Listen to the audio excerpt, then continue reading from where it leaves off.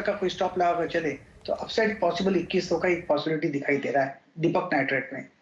दूसरा स्टॉक नजर आता है शायद एसबीआई कार्ड, यहाँ पर भी एक तेजी बन सकती है। 920 का कोई स्टॉप लगा चले, अब 940 पर भी ट्रेड कर रहा है, फिर करीब 980 का एक टारगेट नजर आ सकता है एसबीआई कार्ड। ठीक है, तो ये दो ट्रेड्स आपको रेकमेंड किए गए हैं, दीपक नाइट्रेट, एसबीआई कार्ड, जहां पर खरीदारी आप कर सकते हैं। फटाफट से मिड कैप्स का हाल आपको दिखा देते हैं। फार्मा स्टॉक्स में तेजी आज के सेशन में सिलेक्टिव फार्मा में इनफैक्ट, जहां पर bliss GVS pharma, RPG life sciences, KIMS, gland pharma ये मजबूती के साथ ट्रेड कर रहे हैं। तो फार्मा में इंडेक्स हालांकि आपको लाल निशान में दिखाई देगा, लेकिन मिड कैप स्मॉल कैप में कई स्टॉक्स हैं मिड कैप्स के जो कि तेजी के साथ कर रहे हैं कारोबार। ये आपकी स्क्रीन पर है जहां पर मोमेंटम है, 5% तक की तेजी इन स्टॉक में देखने को मिल रही है। ऑटो तो चल ही रहे हैं, ऑटो के साथ ऑटो एंसिलरी भी तेज है। Ashok Leyland, TVS Motors, Gabriel, Rane Holding, Schaeffler India, बहुत सारे शेयर्स हैं ऑटो एंसिलरी में जो तेजी में हैं, जहां पर लगातार हमने खरीदारी होते हुए देखी है। रियल्टी में क्या ऊपर है आज? Prestige, IB real, Godrej properties, Oberoi realty, यहां पर 3% तक का मूव आज के सत्र में है। 2-3 पॉकेट्स दिखाते हैं जो प्रेशर में है। एफएमसीजी में दबाव है, डाबर, गोदरेज कंज्यूमर, पतंजलि, नेस्ले, यहाँ 2.5% तक की कमजोरी है। आईटी में तो इनफैक्ट सीवियर डाउनसाइड है। आप अगर बाकी सेगमेंट से कंपेयर करें, सबसे ज्यादा कमजोर आज आईटी है, इसीलिए से सीवियर कहा जा रहा है बतौर बाकी सेक्टर से कंपैरिजन करते हुए। पर्सिस्टेंट सिस्टम 3% नीचे, एलएनटी टेक 2% नीचे, माइंट्री, एलएनटी इन्फोटेक में भी 2% तक की कमजोरी दिखेगी। कुछ सिलेक्टिव आइडियाज दिखाए आपको मिड कैप्स में जो तेजी दिखा रहे हैं आज, उसमें नेल्को जो लगातार चौथा दिन है सर्किट का, पहले 2 दिन 10% का सर्किट, बाकी 2 दिन 5% का सर्किट लिमिट चेंज हुई है। एसआरएफ 4% ऊपर, जेएसडब्ल्यू एनर्जी 3.5% ऊपर और एबी में 2.5-3% की बढ़त देखने को मिल रही है। इसके अलावा कुछ स्टॉक्स गिरने वाले मिड कैप्स में उसमें जील, बायोकॉन, नौकरी और एनएचपीसी हैं। इस बीच एमएनएम के सेल्स नंबर्स आए हैं और अगस्त में जो कुल बिक्री रही है वो 49,000 यूनिट्स रही है। महिंद्रा एंड महिंद्रा के स्टॉक 1312 पर कर रहा है ट्रेड। इनफैक्ट इतने हमारे साथ मौजूद भी हैं अब तक के जो सेल्स नंबर्स आए हैं उनको बताने के लिए कि नंबर्स के एक्सपेक्टेशन से बेटर रहे हैं या फिर नहीं, लेकिन एमएनएम के नंबर्स जस्ट अभी आए हैं। 1312 पर स्टॉक कारोबार करते हुए जो टोटल यूनिट्स हैं, जो कुल बिक्री है वो 49,000 यूनिट्स कंपनी ने बेची है।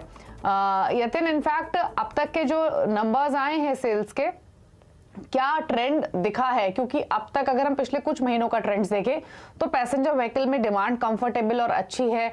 हमने कमर्शियल सेगमेंट में भी अच्छे सेल्स होती हुई देखी है। कहीं लैग था तो वो 2 व्हीलर्स थे या ट्रैक्टर्स की बिक्री थोड़ी सी कम हुई थी। इस बार के नंबर्स क्या इंडिकेट कर रहे हैं?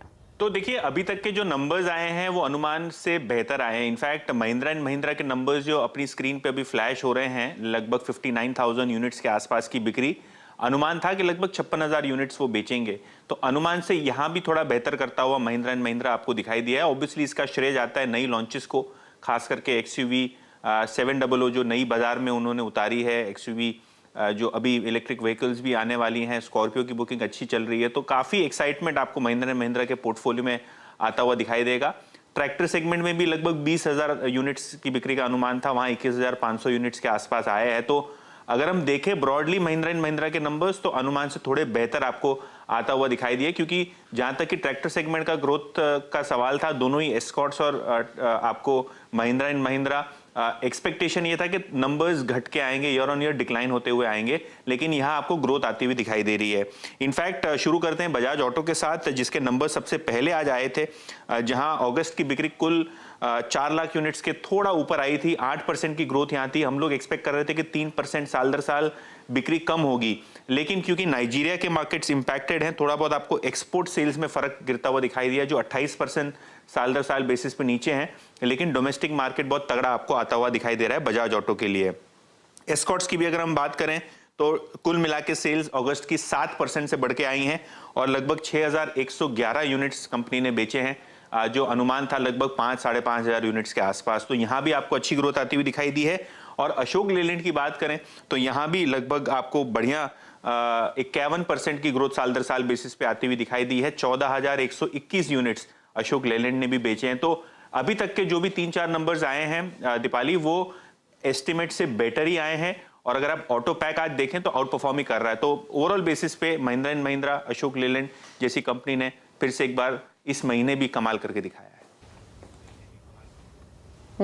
बिल्कुल। तो ट्रैक्टर सेल्स हो या ओवरऑल सेल्स हो, एमएनएम की वो एक्सपेक्टेशन से बेटर रही हैं, जैसे यतिन ने बताया भी। और बाकी कंपनियों के जो सेल्स के आंकड़े हैं, फिर चाहे अशोक लेलैंड हो, एस्कॉर्ट्स हो, परफॉर्मेंस अच्छी रही है। और ऑटो स्टॉक्स में तो इनफैक्ट एक अच्छा मूव हमने देखा भी है। काफी सारे शेयर्स हैं जो ऑल टाइम हाइस पर हैं। एस्कॉर्ट्स की बात हो, एमएनएम की बात हो, उन सब ने अपने हाइस टच किए हैं।